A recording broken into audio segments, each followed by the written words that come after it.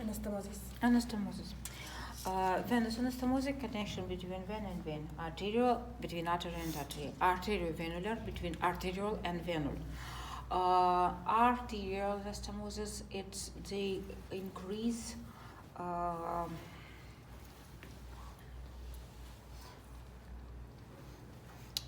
Wait a minute. Sorry, they make blood supply, blood flow in this region more resistant to the problems, different to the problems, to the compression. For example, we have main artery which runs on the flexor side of our elbow joint, and anastomosis from other sides. We can sit, compress the main artery, close it, but blood flow will continue through the other anastomosis, and it will save blood supply to our hand. And it's different. This anastomosis make pathways, other pathways, to go around the obtrusion of the artery, main big artery. When we have like no sistema limbayat, for example, no blood flow. For example, what happens when CTO? It's not. It means no. This feeling, it's not mean no blood flow. It means shortage of blood flow. Shortage. But it's still supply. But you feel like the hand is not yours for this moment. It's like weird. No, it's also related to the nervous system. It's together. This feeling involves all this. But big anastomosis, it's like the road. We have one main road and some other roads to pass these cars through the problem in one. The similar for veins, but the arteriovenular anastomosis, here another situation. This anastomosis we involve while we don't need a lot of blood in this or that organ. For example, intestine. While we have digestion, we need a lot of blood there. But while we are hungry, we don't need blood in the intestines. So the arteriovenular anastomosis, we also call them shunts. These vessels which and blood pass into this anastomosis without capillary network, high capillary network in, for example, in the villi, intestinal villi. So it's safe blood, for example, for our brain, and really we can think. While we eat something, blood will flow mainly to the intestine. All these anastomosis will close, and blood flow will run into the microcirculatory bed of the small intestine. While we in rest, our muscles don't need many blood. So through the shunts, from this arteriovenular anastomosis, blood flow goes to the veins, and more blood we can pass to the stomach, to the intestine, or to the brain, or anywhere else. Clear? It's to the spread blood in our body. So here we have arterial anastomosis between artery and artery. First anastomosis we have between the right and circumflex branch in the coronary sulcus. First. Second anastomosis in the here on the apex of the heart between anterior interventricular branch and posterior interventricular branch. You see again between right and left coronary arteries. And then third anastomosis inside interventricular septum, inside vessels which runs from the coronary artery, from the anterior interventricular branch, for making anastomosis with the branches from the posterior interventricular branch inside the septum. You also can notice that these arteries, they surrounded with the adipose tissue. I told about this adipose tissue. And the epicardium, you can see here, this epicardium, you see adipose tissue, and this adipose tissue protect vessels from the contraction. Then you can see that arteries, branches which runs from these coronary arteries, they make even 90 degree. to run into the myocardium, and of the ventricles from anterior posterior sides it's like the secondary arteries. They runs just down into the myocardium. Next layer, it goes branches which runs in the layers of the myocardium close to endocardium, and they make a very big network, a lot of capillaries, a lot of very branching microcirculatory bed in the heart, in the myocardium. Clear? Okay. But relatively, we can say that between right and left coronary arteries, we have only few anastomosis. For example, in skeletal muscles, a lot of sources of blood supply make a lot of anastomosis. Here, relatively small amount of the anastomosis, but very high, very big microcirculatory bed, a lot of capillaries in the myocardium. And these capillaries, the small vessels, they follow the direction of the muscles, along the muscle. Longitudinal arteries along this, arterioles. Veins is blood flow to the heart, blood flow from heart. We have three systems of the veins. First, the smallest vein of the heart. The smallest vein, we can find small foramens in the right atrium or right ventricle, in the venous heart.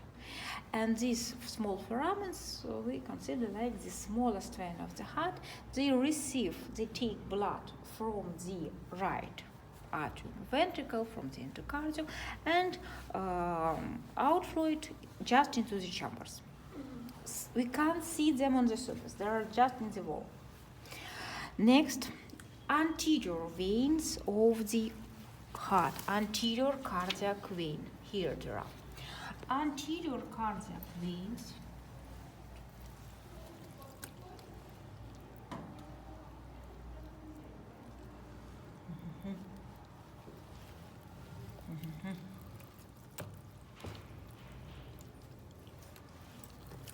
Wait a minute, try to find. Oh, this one. Anterior, one of the anterior cardiac veins. Anterior cardiac veins, they receive blood, they outflow blood from the anterior wall of the right ventricle, from the anterior surface of the heart. The few veins, this and this, for example, finally this, they bring blood to the right atrium, just to the right atrium. So this one, tributary of right atrium. Clear what is tributary? Artery give branches, it's divided. Vein fused, vein received tributaries. So this one, tributary of the right atrium. And the third group of the veins is the veins tributary of the coronary sinus, system of the coronary sinus. Coronary sinus, it's here. You see this vein, you know it, you studied. I showed you the orifice of the coronary sinus. You can see that coronary sinus is a huge vein. You see the more than 1 centimeter diameter. And it's located in the coronary groove, coronary sinus. So coronary sinus receive 5 tributaries, 5 main tributaries. First vein, which originated from the anterior surface of the heart, from this anterior myocardium, is the great cardiac vein. It should be here, close to the great cardiac vein, the artery and nearby vein. Artery, this one vein. You see, difference between the artery and vein. Artery, it has thick wall, vein very thin. Great cardiac vein. Great cardiac vein runs in the anterior coronary interventricular sulcus, reflects to the coronary sulcus, and continue to the you see, this cardiac vein, great cardiac vein, continue to the coronary sinus. Next vein is the middle cardiac vein, middle cardiac vein. It runs in the posterior interventricular sulcus. From the right side, coronary sinus receives the small cardiac vein. Small cardiac vein. It comes from the right side of the coronary sinus. Also, we have this vein, posterior vein of the left ventricle, and oblique vein of the right atrium. Oh, here it is, beautiful. Oblique vein of the of the left atrium. Oblique vein of left atrium. 5 tributaries, 5 biggest, mainly important tributaries. Great, small, and middle cardiac veins, posterior vein of left ventricle, oblique vein of left atrium. You see, mainly from left heart, blood outflow goes into the coronary sinus. Clear? Heart development.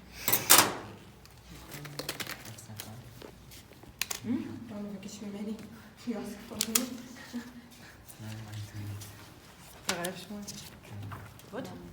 No, I said that I want to eat, but You want to do break?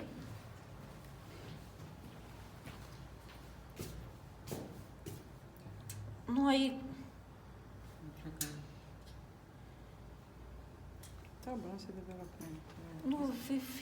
will show here pictures with development. Then we will do break. After the break, I will show you video of the heart development. So, first we have the endocardial tube. This tube, it goes from the mesoderm, forming this tube. This tube is it's forming it's enlarged. It increase the size and make the flexure, the fold, not fold, flexure. The cranial part, it continue to the aorta, to the primary, to the pharyngeal arteries, to the aorta, to the upper. Caudal end is the venous end, so the cranial end and venous end. Venous end is forming the venous sinus. So this primordial heart. Inferior part, caudal part is the venous sinus, and here this cardiac part forming first the primary atrium. Then we have primary ventricle and the arterial cone, conus arteriosus. And you can see that it continues to the arterial sac and a lot of pharyngeal arches, the arteries which runs to the pharyngeal arches. So it first forming the loop, something like the flexure. It grow up, forming flexure, and we have the superior part.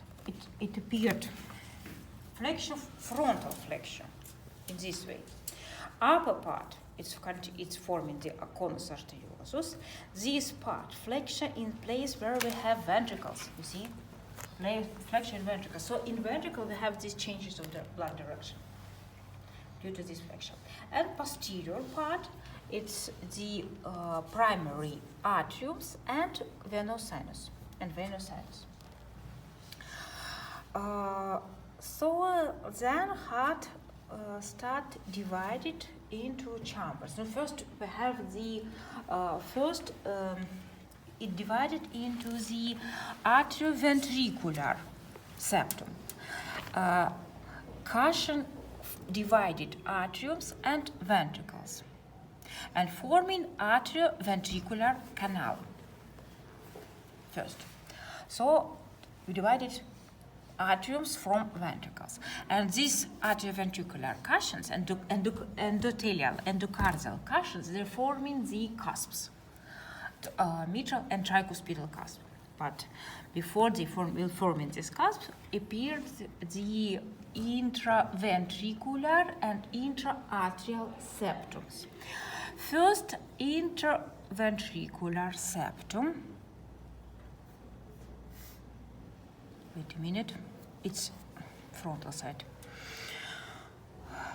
Intraventricular septum, muscular part, grow up between the right and left ventricles. It grow up to this endocardial cushions to the atrioventricular foramen, to the atrioventricular, this one. Then we have the septums which divided atriums. Atrium first divided with help of the septum primum. It's grow from the back posterior inferior side forward, and first in the anterior part we have the foramen ovale, septum primum. Then this foramen ovale disappear, closed, but appeared new foramen ovale, foramen secundum,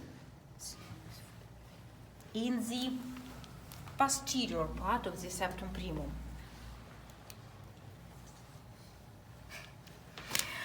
Next septum appeared septum secundum, but septum secundum it's also intra-atrial septum. It grow up from the anterior side of these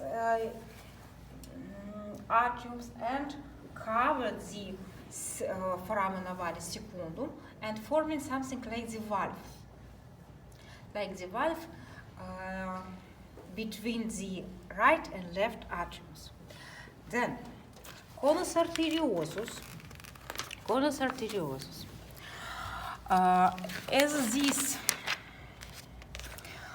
aortic sac, conus arteriosus, bulbus cordis, altogether, it's related to this. It divided into two primary aorta, and in this place starts growth for the spiral lamina, spiral membrane. Spiral membrane grows down to the ventricles, turn, and divided this common vessel, conus arteriosus, into two vessels. In this way, in front we have the pulmonary trunk, behind we receive the aorta. So divided it into two chambers. But so as they turn, they reflect each other. Spiral septum,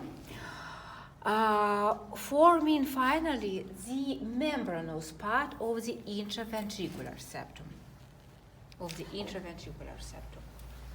So video I will show after the break.